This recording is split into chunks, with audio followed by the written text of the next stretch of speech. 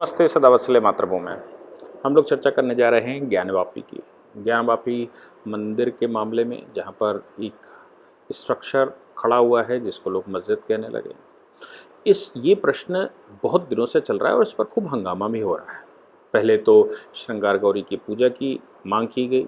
श्रृंगार गौरी की पूजा की मांग करने के लिए कोर्ट ने कार्रवाई शुरू की और फिर जब मुस्लिम पक्ष ने उसको डी रिकॉग्नाइज़ किया और श्रृंगार गौरी की पूजा करने के लिए मना कर दिया, क्योंकि लंबे समय तक 1991-92 तक वहाँ श्रृंगार गौरी की पूजा होती रही है। लेकिन मुलायम सिंह की सरकार बैठने के बाद उन्होंने श्रृंगार गौरी की पूजा वहाँ बैन कर दी थी और साल में एक बार मंदिर खोलने की अनुमति दी गई थी।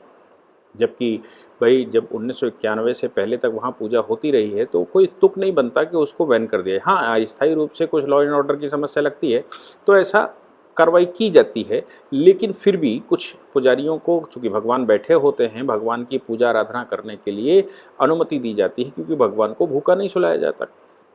ये इस्लामिक स्ट्रक्चर नहीं है जहाँ पर केवल मस्जिद नमाज पढ़ने का स्थान है, वहाँ अल्लाह विराजमान नहीं है। लेकिन यहाँ पर तो भगवान को हम डायटी मानते हैं और भगवान स्वयं विराजमान होते हैं, उनका साक्षात रूप मानते हैं और हम विग्रह रूप की पूजा करते हैं। उनको बाकायदा भोजन कराया जाता है, उनका शयन करवाया जाता है और ये मान कर चलते हैं कि इसमें भगवान हैं। और हम जानते हैं कि तीर्थस्थल सिद्ध तीर्थस्थल बनते हैं और सिद्ध तीर्थस्थलों पर भगवान विराजमान होते हैं। हालांकि मानते मुसलमान भी हैं। क्यों? क्योंकि वो अगर ऐसा ना मानते होते तो मक्का मदीने के लिए वो हज करने नहीं जाते। ऐसा ना मानते तो उम्रा करने के लिए नहीं जाते। वो भी मानते हैं कि ईश्वर कहीं ना कहीं विराजमान है, लेकिन वो फिलॉसफी को मानेंगे नहीं। बस इतनी सी बात है कि हम भगवान के रूप को साक्षात जीवंत मानते हैं और जीवंत स्वरूप को भगवान के जो माना जाता है, उस जीवंत स्वरूप को वैसे ही रखा जाता है, उस डायटी को वैसे ही रखा जाता है जैसे हम अपने परिवार के लोगों को रखते हैं। इसलिए वहाँ पूजा पाठ बंद कर देना, वहाँ पर भगवान का शयन, भगवान की आराधना बंद कर देना, भगवान को अकेला छोड़ देना, ऐसा हिंदू समाज में संभव नहीं है।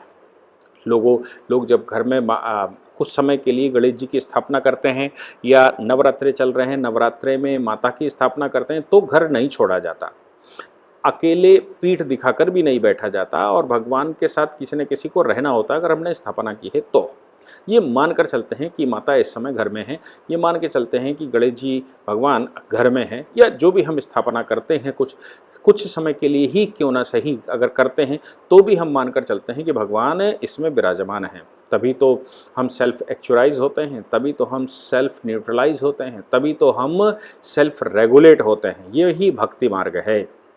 अब वहाँ बंद कर दिया गया तो कुछ महिलाएं कोर्ट चली गई। हमको सबको वो प्रकरण मालूम है, लेकिन कोर्ट के सामने जब इन्होंने डिनाई किया तो डिनाई करने के बाद कोर्ट के पास कोई और दूसरा साधन नहीं था। इसलिए कोर्ट ने कहा कि भाई सर्वे करवा लेते हैं वाकई में वहाँ मंदिर है कि नहीं है, क्योंकि इन्होंने कहा ये तो पूरी मस्जिद है। अगर श्रृंगार गौरी की पूजा करने दी जाती और ये मान लिया जाता कि यहाँ माता विराजमान हैं और इनकी पूजा आराधना की जाती रही है 91 से पहले तक और की जा सकती है, माता हैं, तो मुझे लगता है कि ये नौबत ही नहीं आती कि वहाँ सर्वे करवाने का नंबर आता। जब इन्होंने डिनाई किया, लेकिन एविडेंसेस हैं कि वहाँ माता विराजमान है, माता की पूजा आराधना होती है, तो फिर कोर्ट के पास सर्वे के ऑर्डर करने के अलावा कोई दूसरा रास्ता नहीं था। अब ये प्लेसेस ऑफ वर्शिप एक्ट 1991 लेकर आए। प्लेसेस ऑफ वर्शिप एक्ट ये कहता है कि 1947 में जो स्टेटस है वो स्टेटस मेंटेन रखा जाएगा। अब ये कैसे पता लगे कि ये स्टेटस मंदिर का है कि मस्जिद का है? मंदिर है तो सदैव मंदिर रहेगा ही, मस्जिद सदैव मस्जिद नहीं रह सकती, लेकिन मंदिर सदैव मंदिर रहेगा, क्योंकि एक बार भगवान की स्थापना हो गई और भगवान विराजमान हो गए तो भगवान सदैव वहाँ रहने वाले हैं। भले ही आप उनको टीन टप्पड़ बांध दें, भले ही आप उस पर गुम्मद बना दें, भले ही एक टेम्परेरी स्ट्रक्चर बना दें, तो अब वहाँ भगवान हैं तो ये पता किया जाएगा। अगर भगवान वहाँ विराजमान हैं तो फिर ये मंदिर है, और अगर भगवान वहाँ विराजमान नहीं है तो फिर भाई ये कोई भी स्ट्रक्चर हो सकता है, मस्जिद भी हो सकती है, क्योंकि मस्जिद का कोई अपना पर्टिकुलर स्ट्रक्चर नहीं है, मस्जिद की कोई अपनी ऐसी हैसियत यानी कि स्टेटस नहीं है जहाँ पर ये कहा जाए कि यहाँ कोई विराजमान है। वो एक स्थान है जहाँ से बैठकर नमाज पढ़ी जा सकती है, जैसे हम लोग कहीं भी बैठकर मंत्रोच्चारण करते हैं वैसे किया जा सकता है। अब भगवान वहाँ हैं इसके लिए आदेश कर दिया गया। हालांकि वो मामला यहाँ से जाते जाते सुप्रीम कोर्ट तक चला गया और सुप्रीम कोर्ट ने भी कहा कि भाई सर्वे करने से किसी ने मना नहीं किया है, बस इतना सा कर सकते हैं कि सीनियर डिवीजन की बजाय डिस्ट्रिक्ट कोर्ट को दे देते हैं। डिस्ट्रिक्ट कोर्ट में जो जज साहब बैठे थे उनके सामने 2-3 प्रश्न आए। पहले तो places of worship act challenge हुआ था ऑर्डर 7 में, उस रूल 11 में उसको उन्होंने कहा कि प्लेसेस ऑफ वर्शिप एक्ट इस पर लागू नहीं होता। प्लेसेस ऑफ वर्शिप एक्ट लागू ना होने के अपने कारण हैं, वो सारे हम लोग पहले भी चर्चा कर चुके हैं। अब दूसरी बात यहाँ पर आई कि जो शिवलिंग भगवान का वहाँ पर पाया गया है, जो भगवान विराजमान हैं, भगवान के स्टेटस को कैसे पता किया जाए। अब वो कहते हैं कि ये जो है वो फब्बारा है, और हम कहते हैं, यानी कि जो हिंदू पक्ष है वो ये कहता है कि भगवान विश्वेश्वर सरैया शिव जी हैं, साक्षात शिव जी हैं। अब ये बात डिसाइड कैसे हो कि ये शिवलिंग है या फिर ये फब्बारा है। अब इसके लिए तो टीम को दोबारा जाना पड़ेगा। अब उसके लिए सामान्य जो फोटोग्राफी हो सकती थी, वीडियोग्राफी हो सकती थी, या जो भी हो सकता था, वो सब कुछ चूंकि ऑलरेडी हो चुका है, इसलिए वहाँ पर ऐसी परिस्थिति में अब केवल एक रास्ता बनता है कि आर्कियोलॉजिकल सर्वे, इसका साइंटिफिक इन्वेस्टिगेशन करवाया जाए। अब वैज्ञानिक इन्वेस्टिगेशन कैसे होगा? वैज्ञानिक इन्वेस्टिगेशन तो हमारे पास एजेंसियां हैं, उन एजेंसियों में आर्कियोलॉजिकल सर्वे ऑफ इंडिया है जो कि इसी प्रकार के काम करता है। तो कोर्ट के सामने अर्जी लगाई गई कि साहब ये जो सामान्य सर्वे हम लोगों ने करवाया था, अब ये डिस्प्यूट नया पैदा चूंकि कर दिया गया है उन लोगों के द्वारा कि ये फब्बारा है। अगर ये फब्बारा है या ये शिवलिंग है, इसका निर्धारण कैसे हो कि फब्बारा है कि शिवलिंग है, उसके लिए आर्कियोलॉजिकल सर्वे जाना पड़ेगा। इसलिए एप्लीकेशन लगी कि साहब आर्कियोलॉजिकल सर्वे इस पर करवा लिया जाए, और सर्वेक्षण करने के बाद पता लग जाएगा कि शिवलिंग है कि फब्बारा है। अगर मुस्लिम पक्ष इस बात के लिए अड़ग है कि ये फब्बारा है, तो उनको सर्वे करवाने से कोई समस्या नहीं होनी चाहिए। अगर उनका मानना ये है कि ये शिवलिंग नहीं है, तो भाई उनको समस्या का। अगर उनका मानना ये है कि ये हजारों वर्षों का वो शिवलिंग नहीं है जो स्वयंभू शिवलिंग की पूरा का पूरा बनारस या पूरा देश पूजा करता रहा है और बाबा विश्वनाथ को वहाँ पूछता रहा है, और ये कहना कि औरंगजेब के समय पर बाबा विश्वनाथ यहीं पर थे, बाद में ये अस्थायी मंदिर होलकर परिवार ने बनवाया। तो भाई मुस्लिम पक्ष अगर इस बात के लिए अड़ग है और उनको ये लगता है कि ये फब्बारा है, तो मुझे लगता है अगर आर्कियोलॉजिकल सर्वे हो जाए, उसका साइंटिफिक इन्वेस्टिगेशन हो जाए, तो फिर दूध का दूध पानी का पानी हो जाएगा, सारे क्लेम साफ हो जाएंगे।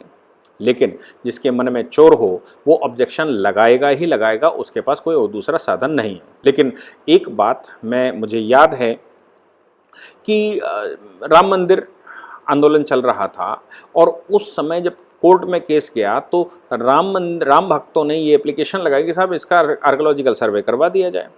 तो हिंदुओं में भी बहुत सारे लोग ये कहने लगे अगर ना निकली तो हमारा आंदोलन खराब हो जाएगा, हम ना हुआ तो, कुछ ना मिला तो, ऐसे अनर्गल टाइप की बातें कर रहे थे।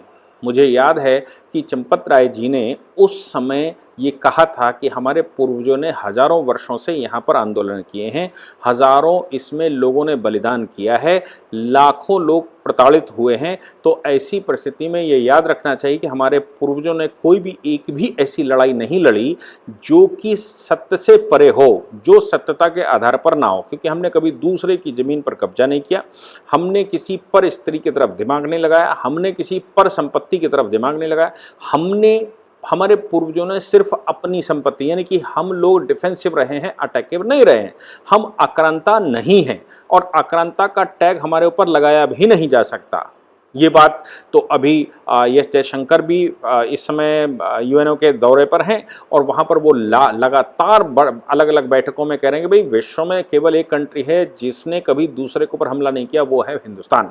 इसलिए हिंदुस्तान सबसे बड़ा एलिजिबल कंट्री है यूएनएससी में सदस्यता पाने के लिए, परमानेंट सीट पाने के लिए। तो आप समझ लीजिए कि हम विश्व भर में ये डंका पीट कर कह रहे हैं कि हम आक्रांता नहीं हैं। तो हमारे पूर्वजों ने कभी भी किसी भी स्थान पर कोई ऐसा क्लेम नहीं किया जहां पर हमारा अधिकार ना हो।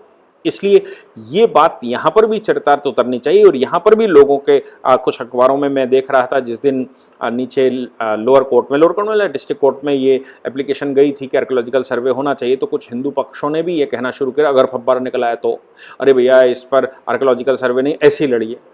तो ये छपा था कि भाई अखबारों में कि दो पक्ष हो गए हैं, कुछ आर्कियोलॉजिकल सर्वे के पक्ष में हैं, कुछ नहीं पक्ष में हैं।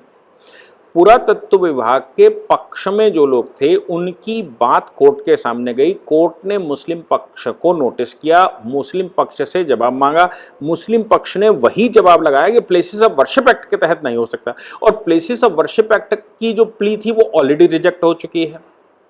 तो ऐसी परिस्थिति में उनका ये आर्गुमेंट चला नहीं और आर्कियोलॉजिकल सर्वे नीचे डिस्ट्रिक्ट कोर्ट ने लिख दिया, सिर्फ इस बात पर कि अगर आप डिस्प्यूट पैदा करते हैं तो फिर ये पता कर लिया जाए कि भाई ये फव्वारा है कि ये शिवलिंग है, स्वयंभू शिवलिंग है। क्योंकि क्लेम करने वाले ये कहते हैं द्वापर या त्रेता युग का ये शिवलिंग है और त्रेता युग से लेकर अभी तक स्वयंभू शिवलिंग है। तो भाई इतना पुराना शिवलिंग, अब तो ये इसकी साइंटिफिक इन्वेस्टिगेशन होनी ही चाहिए, ऐसा मानकर चला गया। तो फिर पूर्वजों की बातों पर अगर हमें विश्वास है तो आर्कियोलॉजिकल सर्वे ही एक उपाय है। अगर मुस्लिम पक्ष को ये विचार है कि ये फव्वारा उनके द्वारा लगाया गया ये शिवलिंग नहीं है और ये आक्रांतों के द्वारा तोड़ा गया स्थान नहीं है, उनका मानना है कि ये खाली स्थान था, यहाँ पर हमने मस्जिद बना ली, अगर ये ऐसा क्लेम कर रहे हैं तो पुरातत्व विभाग का सर्वेक्षण करवाने का कोई मना करने का कोई आधार नहीं बनता। मामला इनको हाई कोर्ट ले जाना था क्योंकि उनको विश्वास नहीं है, वो लगातार प्लेसेस ऑफ वर्शिप एक्ट की ही दुहाई दे रहे हैं। हाई कोर्ट में सिंगल जज की अदालत में पहुंचा, जज साहब ने पूरी बात सुनी और उन्होंने कहा भाई अगर ये क्लेम किया जा रहा है कि त्रेता युग का ये शिवलिंग है और आप कह रहे हैं कि ये फव्वारा है तो एएसआई इसमें सर्वे करेगा। तो हाईकोर्ट ने क्या किया कि जब ये अपील गई तो उस अपील में हाईकोर्ट ने आर्कियोलॉजिकल सर्वे की जो डायरेक्टर हैं उनको उन्होंने नोटिस कर दिया और डायरेक्टर को ये कहा कि आप पर्सनल अपीयरेंस में एफिडेविट हमें लगाइए कि आप सर्वे करेंगे कैसे, आपका विचार क्या है। अब वो मोहतरमा इस समय बीमार हैं, मतलब उनकी तबीयत नहीं ठीक है जो डायरेक्टर हैं, तो ये कहा गया कि उनको कुछ गायनी प्रॉब्लम है, इसलिए तो कोर्ट ने कहा भाई हम उम्मीद करते हैं कि ये दिवाली का फेस्टिवल चल रहा है ये वो, और आप जल्दी आकर इसमें अपनी रिपोर्ट लगाएंगे। मुस्लिम पक्ष का कहना ये है कि आर्कियोलॉजिकल सर्वे इसमें नहीं हो सकता क्योंकि प्लेसेस ऑफ वर्शिप एक्ट के अनुसार 1947 में जो इसका स्टेटस है वो स्टेटस मेंटेन रहना चाहिए। अब दूसरा पक्ष में लगातार कह रहा हूं कि स्टेटस कैसे पता लगे, क्योंकि प्लेसेस ऑफ वर्शिप एक्ट खुद कहता है स्टेटस, तो स्टेटस जानने के लिए तो आपको सर्वे करवाना पड़ेगा, साइंटिफिक इन्वेस्टिगेशन करवानी पड़ेगी।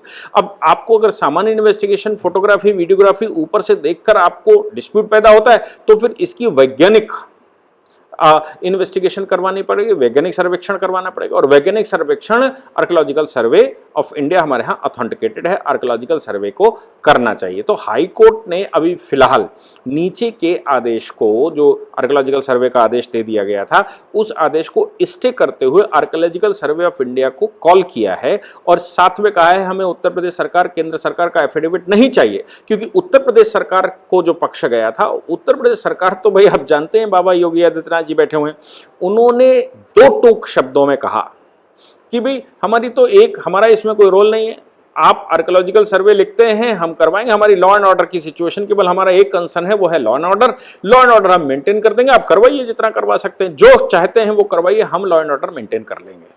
तो अब लॉ एंड ऑर्डर की ही उत्तर प्रदेश सरकार की जिम्मेवारी है, उत्तर प्रदेश सरकार को क्या ऑब्जेक्शन है, केंद्र सरकार को क्या ऑब्जेक्शन हो सकता है। इसलिए इस मामले में चूंकि सरकारों को कोई ऑब्जेक्शन नहीं है तो आर्कियोलॉजिकल सर्वे किस तरह से सर्वे करेगा, क्या उसका मॉडस ऑपरेंडी होगा, क्या वो उस मस्जिद को तोड़ेगा, क्या उसके नीचे गड्ढा करेगा, मशीनों से करेगा, उसमें कॉस्मिक रेस भेजेगा, क्या करेगा, ये जानने के लिए मुझे लगता है कि कोर्ट ने अभी नोटिस किया है। और जैसे ही वो सेटिस्फाई हो जाते हैं कि भाई इससे स्ट्रक्चर पर कोई घात नहीं होगा, स्ट्रक्चर पर कोई प्रभाव नहीं पड़ेगा और आर्कियोलॉजिकल सर्वे ऐसे ही किया जा सकता है जैसी स्थिति है, तो फिर मुझे लगता है कि कोर्ट उसमें अनुमति निश्चित रूप से दे देगा। और अभी तो चूंकि शिवलिंग ऊपर ही रखा हुआ है, कहीं कोर्ट जाना नहीं है, तो उसमें से कुछ चीजें खरोच कर, हालांकि ये गलत है कि शिवलिंग को खरोचना, तो उसके अगल बगल की जो भूमि है उसमें कुछ गड्ढा गुड्डी करके और वो निकालने की कोशिश करेंगे और कुछ रेजिस से जानने की कोशिश करेंगे ये कितना गहरा है, कहाँ तक है, इसकी गहराई क्या है,